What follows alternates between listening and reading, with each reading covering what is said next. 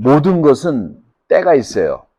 그 모든 것이 변화되고 새로워지고 달라질 모든 것은 뭐가 있다? 때가 있다라고 얘기합니다. 그래서 전도서 3장 1절에서 9절에 천하의 범사에 기한이 있고 목적이 이룰 때가 있나니 날 때가 있고 죽을 때가 있고 심을 때가 있고 심은 것을 뽑을 때가 있으며 죽일 때가 있고 치료시킬 때가 있으며 헐 때가 있고 세울 때가 있으며 울 때가 있고 웃을 때가 있으며 슬퍼할 때가 있고 춤출 때가 있으며 돌을 던져버릴 때가 있고 돌을 거두어 들을 때가 있으며 안을 때가 있고 안는 일을 멀리할 때가 있으며 찾을 때도 있고 잃을 때가 있으며 지킬 때도 있고 버릴 때도 있으며 찢을 때도 있고 꿰맬 때가 있으며 잠잠할 때가 있고 말할 때가 있으며 사랑할 때가 있고 미워할 때가 있으며 전쟁할 때가 있고 평화할 때가 있느니라. 제가 어렸을 때 그 아주 유명한 팝송이 바로 이것을 노래한 거죠. 전도서 3장을 노래한 팝송이 있었어요. 자, 모든 것에는 다 때가 있습니다.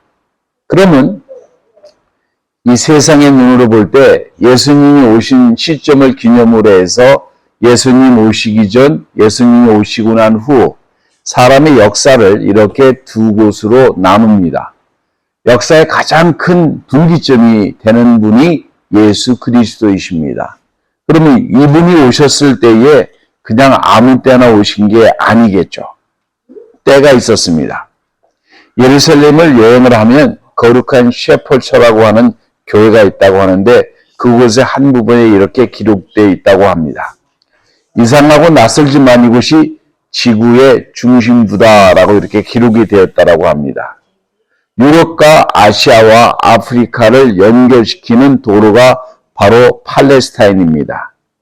이들을 연결하고 다리 역할을 하는 지리적인 요충지가 바로 팔레스타인입니다. 누구든지 이 세 대륙의 목은 바로 팔레스타인인 줄은 여러분들이 다 알고 계실 것입니다. 베들레헴, 갈보리, 나사렛 하는 곳에 예수님이 택하신 것은 결코 우연이 아닙니다. 하나님께서 장소를 아주 신중하게 선택하셨다고 하는 것을 우리는 알아야 합니다.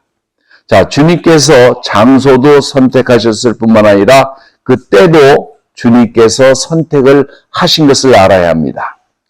바울이 이렇게 고백을 합니다. 갈라디아 4장 4절에 때가 참에 하나님이 그 아들을 보내사 여자에게 나게 하시고 율법 아래 나게 하신 것은 그렇게 얘기합니다. 어떻게 해요? 때가 참에 하나님이 그 아들을 보내셨다라고 이렇게 얘기를 합니다. 자, 이제 역사 속에서 예수 그리스도 메시아, 인류를 구원할 메시아를 맞을 준비를 해야 되는 것입니다. 이제 하나님께서 이 모든 것을 다 준비시키시는데 이것은 사회적으로, 경제적으로, 도덕적으로, 종교적으로 모든 때가 정치적으로 다 이른 때를 얘기를 합니다. 이때가 가장 적합하게 맞아지는 때가 바로 역사적으로 이 때입니다.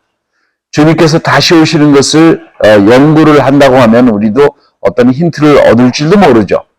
자, 먼저 정치적인 준비를 우리가 먼저 알아보도록 하겠습니다. 예수께서 오신 때에는 정치적으로 아주 성숙한 때입니다. 그리스도가 오신 때는 어떤 때냐면은 이 준비를 알렉산더 대제를 근거로 합니다. 자, 그리스가 온 세상을 정복하면서 문화적인 결합을 가져옵니다. 그러면서 언어, 경기장, 히랍식 극장 이런 것과 바사의 관습, 히랍의 세계를 이런 것들이 다 전달되고 다 코밍글되는 때입니다.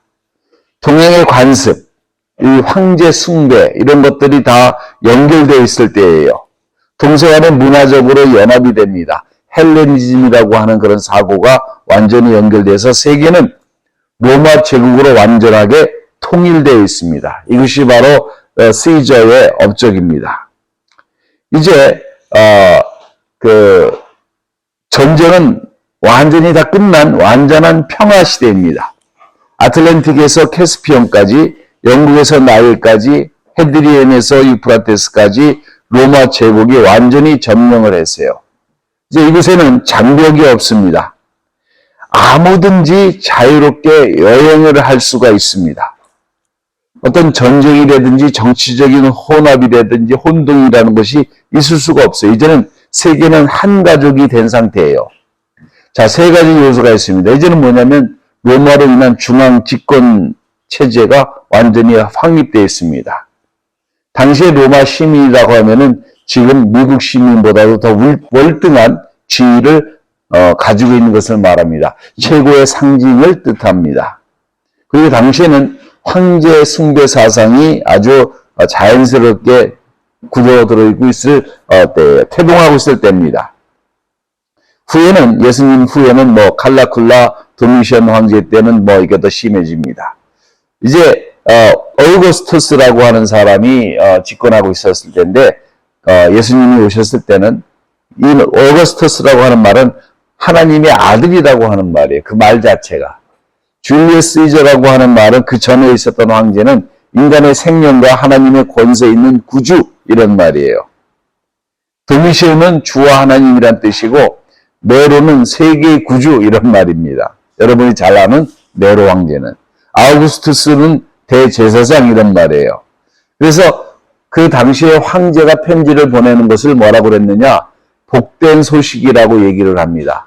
그래서 황제가 모든 서신을 보낼 때마다 그것이 복된 소식으로 받아들였어요.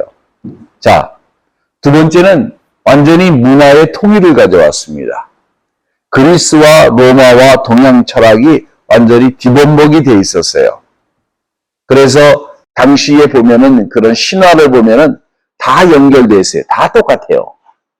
히랍에는 예술과 과학과 철학이 그리스에서는 당시에 상당히 발달되어 있었죠.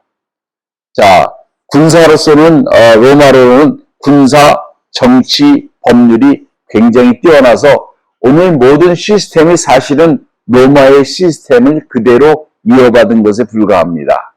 그래서 그 다니엘서 3장에 보면은 거대한 신상이 나오잖아요. 그 신상에 보면은 로마 제국이 나오는데 그 로마 제국의 시스템이 마지막 때까지 이어집니다. 왜? 그 시스템이 그대로 마지막 하나님이 심판하실 때까지 인간의 제국은 그 모습을 그대로 유지하고 있다는 사실이에요. 그리고 종교적으로는 동양에서 성행했던 물교가 들어오기 시작을 합니다. 자, 팍스 아메리카나, 로마의 평화가 다 지배를 하고 있었어요. 그러니까 뭐냐면 세상에 다 안전돼 있으니까 이쪽에서 무슨 일이 벌어지면 사방팔방으로 소식이 어떻게 돼요? 급속하게 번져나가요. 전쟁이 없어요. 그러니까 뭐냐면 어디서 센세이셔널한 일이 터졌다. 그러면 그 소식이 온 로마 각지에 그냥 소문이 뭐예요? 바람는 말이 천리 간다고 쫙 퍼지게 됩니다. 그러니까 뭐냐면은 굉장히 빠른 속도로 그것이 연결될 수밖에 없는 거예요. 그러니까 다시 말하면 뭐냐면은 예수님께서 어떤 일을 행하셨을 때 1세기만 먼저 오셨다고 한다면은 그분이 이곳저곳에서 전쟁 때문에 뭐예요? 차단당했을 거예요. 바다에서는 해적이 당연히 팔을 쥐고 있었고 육지에서는 전쟁이 끊임없이 진행되는 상황이었고 길을 걸어간다고 하면 복음 전가하는 자들이 복음을 증거하기 위해서 여행을 할 수 있는 조건이 도저히 안 되는 겁니다. 2세기만 늦게 오셨으면 북쪽에서 침입한 게르만 민족의 대이동 때문에 다른 곳에 초점을 둘 수가 없었어요. 그러니까 주님께서 오신 때는 로마의 평화가 있어서 철의 손으로 정권을 쥐고 있었기 때문에 사람들은 한 곳에서 어떤 소리가 들리면은 그것이 다 퍼져나가게 되고 다 알게 되고 다 이해하게 되고 그런 전기가 되는 거예요. 자, 여기에는 로마의 유명한 것이 있어요. 로마의 법도 유명하지만 뭐가 유명해요? 로마의 길이 유명합니다. 여러분이 격언에 있는 것처럼 모든 길은 뭘로 통한다? 로마로 통한다라고 되어 있어요. 로마는 전쟁을 수월하게 이끌기 위해서 한 나라를 정복하면 반드시 길을 닦았습니다.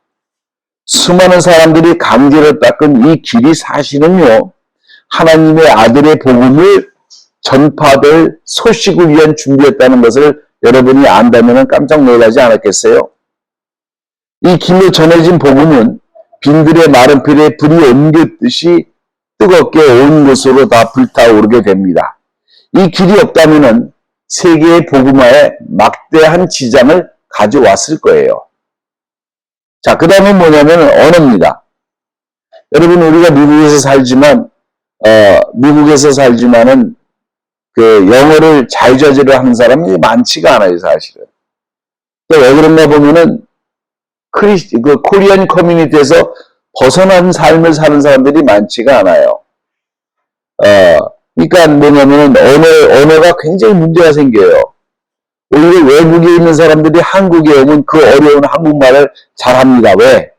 사람들이 같이 섞여 사니까. 한국은 상대해주고 서로 같이 사니까. 근데 미국은 문화도 그렇고 여러 가지가 좀 다르죠, 그죠? 자, 우리는 언어 문제를 겪어봤기 때문에 이 문제가 얼마나 심각한지 잘 압니다. 언어를 배운다고 생각을 해보세요. 우리가 모두 책상에 앉아가지고 영어는 다 학교에서 10년씩 배운 사람들이에요. 그죠? 중학교 3년, 고등학교 3년, 6년, 대학교 4년, 10년은 다 기본적으로 배웠겠네요. 근데 영어가 됩니까? 안 된단 말이에요. 근데 그 당시에는 뭐냐면은 다 이중 언어를 했어요. 무슨 소리냐? 다 그리거를 합니다. 그러니까 어떤 일이 벌어지냐면은 예수님의 제자들이 교육을 받은 사람들이에요? 못 받은 사람들이에요? 못 받은 사람들이에요. 근데 이분들이 어떻게 됩니까? 그린말로 다 복음서를 기록하고 그린말로 복음어를 다 증거를 할 수 있어요. 물론 배운 사람의 그린말과 좀 덜 배운 사람의 그린말은 차이가 나요. 여러분이 잘 아는 바울 같은 사람은 굉장히 배운 사람이에요. 그래서 그 사람은 그린말이 굉장히 시스템화되어 있는데 그 사람은 한 센텐스로 복음서 하나를 기록한 것도 있어요. 그만큼 아주 논리가 머릿속에 꽉 차 있는 사람이 바울이에요. 그래서 우리가 스칼라라고 얘기하는 게 그건 보통 사람이 그렇게 할 수 있는 실력이 안 되는 거예요. 근데 그 사람은 그런 실력이 문법적 구조를 가지고 다 얘기할 수 있는 구조가 돼 있는 사람이에요. 반면에 요한복음이라든지 다른 복음서를 보면 참 쉬운 말로 기록이 되어 있단 말이에요. 자, 이런 언어가 같으니까 누구를 만나도 제자들이 다 그리거나 할 줄 아니까 어떡합니까? 복음을 증거하는데 아무런 지장이 없어요. 아무런 지장이 없어요. 누구를 만나서 어디서 누구를 만나더라도 자신의 생각을 전달할 수 있고 누구든지 들을 수 있는 준비가 된 사람에게는 그린말로 복음을 증거할 수가 있었다라고 하는 사실입니다. 자, 그 다음에 유대인의 분산이 있었어요. 디아스포라라고 그러는데 알렉산드리아 주변에 유대인이 한 10,000여 명이 이주되어 있고 톨레미하고 라고스 때는 한 10만 명 이상, 사도시대는 5만 명이 로마에 거주할 정도로 유대인 사람들이 각지에 퍼져 있었는데 유대인 사람 특징이 뭐냐면 각지에 퍼져 있는 사람이 10명만 모이면 회당을 만듭니다. 11조를 하면은 어떤 게 돼요? 11조를 하면 랍비가 생활할 수가 있으니까 11조 생활을 해가지고 사람들로 하여금 복음을 듣고 하나님 말씀을 들을 수 있는 이 회당을 건축을 하는데 이 회당을 중심으로 처음에 복음이 증거되는 역할을 해요. 자, 그러면서 또 어떤 일이 있었냐면 당시에 성경이 있었어요. 세틀전트라고 하는 성경이 70인 역이라고 하는데 톨레미라고 하는 사람이 톨레미 2세 때 필리버스터 70인의 번역자들을 72개의 별실에서 성경을 번역하라고, 구약 성경을 번역하라고 그랬어요. 번역하라고 그랬더니 그래서 72일 동안 나왔다고 얘기를 하는데 이게 다 맞는 말인지 뻥인지는 제가 잘 모르겠습니다. 근데 그 당시에 뭐가 있었어요? 구약으로 된 성경이, 신약 성경이, 구약 성경이 있었던 거예요. 구약을 번역한 성경이 있었던 거예요. 그래서 이 성경을 통해서 사람들이 뭐예요? 성경의 진리에 대해서 쉽게 접근할 수 있는 모든 준비가 다 돼 있었다는 사실이에요. 자, 경제적입니다. 두 번째는. 경제적으로, 정치적으로 뿐만 아니라 이제 경제적으로 어떤 준비가 되어 있느냐. 한쪽에서는 항상 그렇지만 부가 넘치지만 다른 한쪽에서는 빈곤 상태였었어요. 당시에 수혜를 입은 사람들은 로마 시민입니다. 그러니까 로마 시민이었지만 이 사람들이 한 나라를 정복하면 그 나라를 자치를 허용하기도 하지만은 처음에는 노예들을 많이 데리고 왔어요. 그 사람들을 잡아가지고 데려왔는데 어떤 사람들을 잡아왔느냐? 다 지식층을 잡아옵니다. 그러니까 지식인이 잡혀오니까 뭐예요? 이 사람들이 학교 선생도 하고 교사도 하고 법률가도 하고 요리사도 하고 이 사람들이 다 하는 거예요. 그래서 로마를 걷는 사람 중에 3명 중에 2명은 뭐예요? 노예였습니다. 그러니까 노예들은요, 항상 뭐냐면은 시스템에 대해서 불만을 가질 수밖에 없어요. 아무리 잘해줘도 노예는 노예예요. 지금처럼 막 아무 때나 때리고 죽이고 그러지는 않았어요. 그러지는 않았고 로마 사람 노예를 중에서도 똘똘한 사람을 양자로 택하기도 하면 양자로 택하면 당시에는 신하들과 같은 똑같은 권리를 부여해 줬습니다. 그래서 양자를 선택하기도 하고 뭐 여러 가지 일은 있지만 문제는 뭐예요? 노예는 노예다라고 하는 것이에요. 그러니까 이 노예들은 어떤 생각을 가지고 있어요?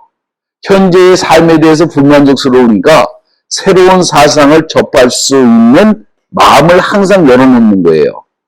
이 땅의 소망의 새로운 소망을 바라보기보다는 정말로 다른 어떤 정말 살 길이 있을까 이런 소망을 바라보게 되는데 이 항공기를 구가하는 사람들 뒤에서는 항상 뭐예요? 보이지 않게 땀과 눈물과 피를 흘리는 사람들이 있기 때문에 가능한 거잖아요. 자, 주님이 오셨을 때는 경제적인 준비가 됐는데 특히 팔레스타인 같은 경우 보면요. 전쟁 후에 과중한 세금의 부담, 인구의 팽창으로 인한 식량 부족, 전쟁으로 인해서 가옥과 토지의 축소, 그러면 자연성으로 뭐예요? 빈곤층의 형성. 이제는 뭐냐면 이 모든 것이 인생이 걱정과 근심으로 대치됩니다. 자, 여러분도 잘 아셔야 되는 게 이런 환경은요. 어디나 다 똑같이 있었어요.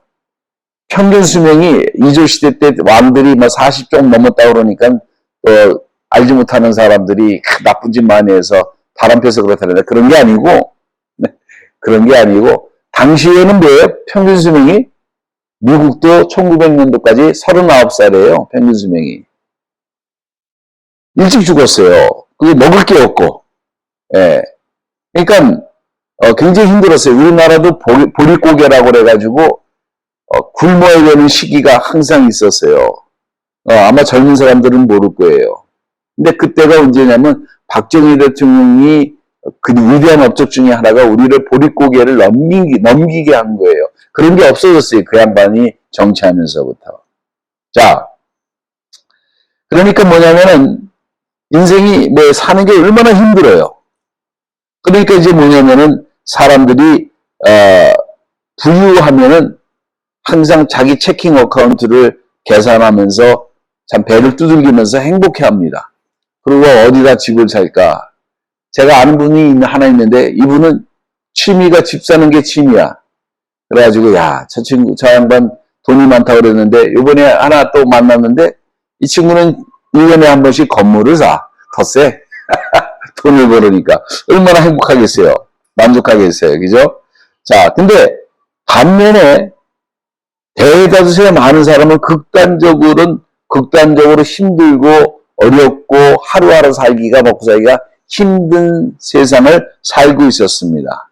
그러니까 가난으로 사람이 고통에 있을 때는 이게 하나님에게는 기회가 돼요. 왜? 이때 사람들이요, 복음을 증거하면 귀를 잘 기울입니다. 이때가 바로 하나님 때인 것은 역사적으로 증명을 합니다. 여러분, 영국의 붕이 언제 일어난 줄 아세요?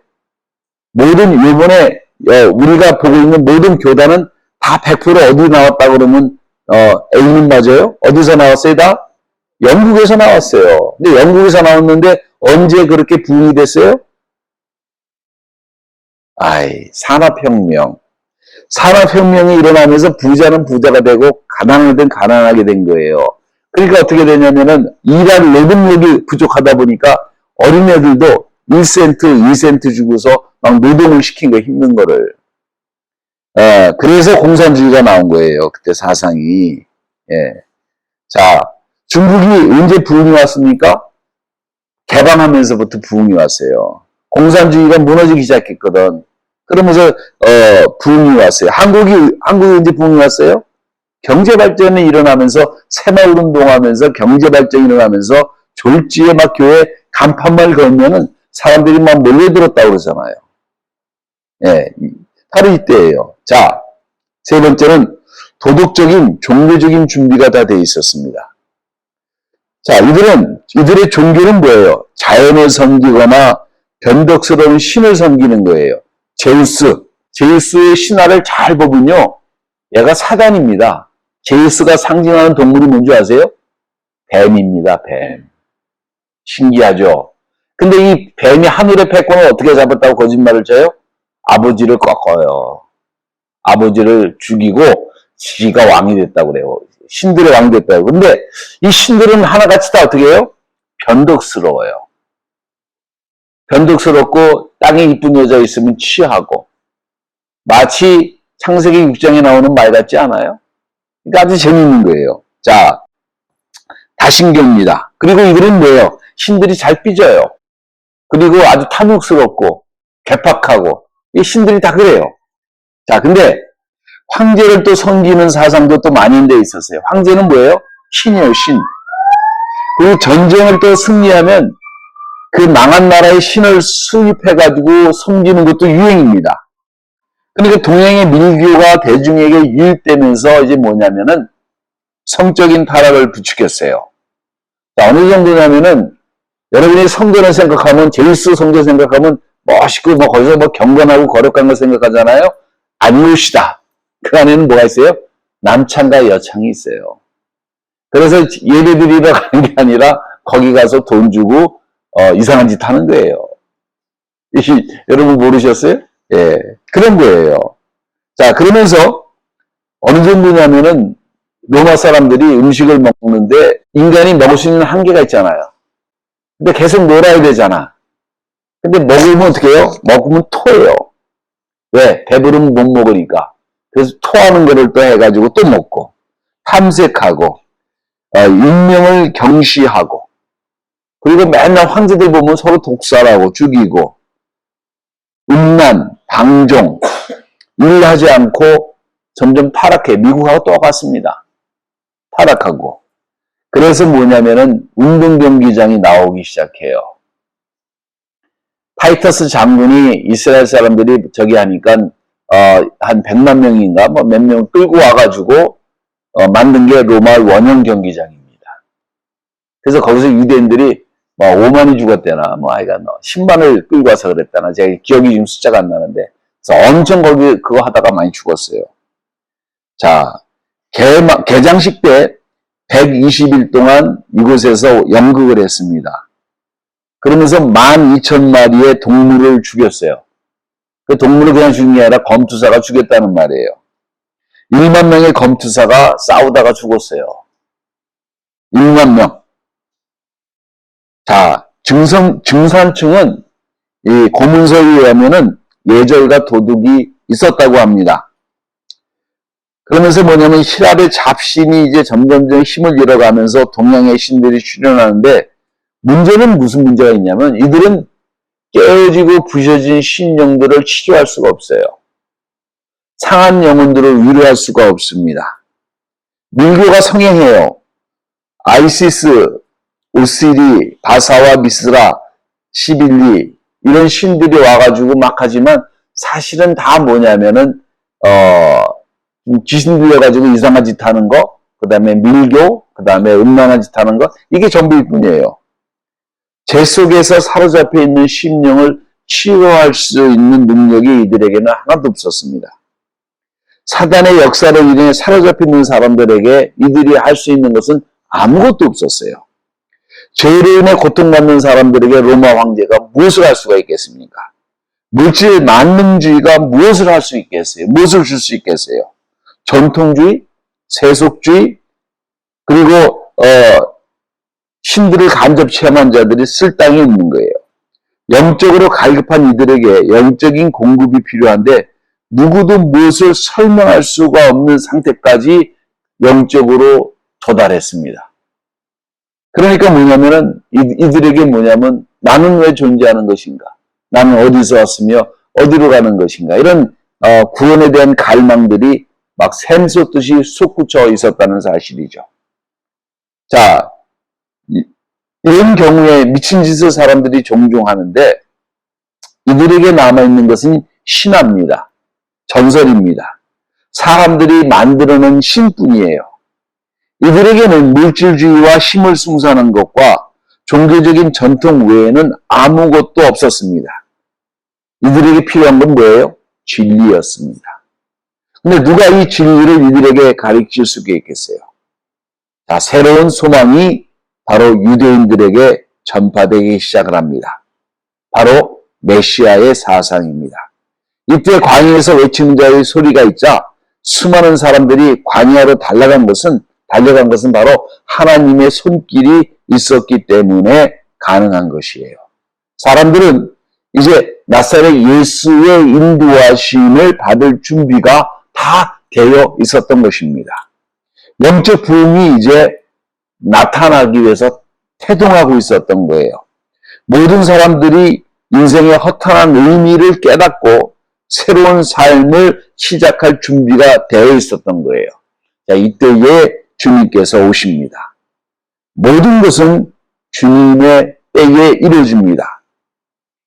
우리의 삶도 마찬가지예요. 모든 것은 주님의 때가 있습니다.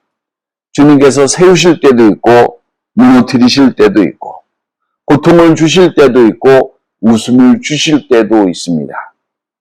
이제 우리의 인생은 주님께서 인도하시는 그 때에 따라서 지혜롭고 헌신되게 하나님을 바라보는 것이 아마 우리의 준비인 것 같아요. 이제 저는 확신합니다. 마지막 때가 다가오고 있어요.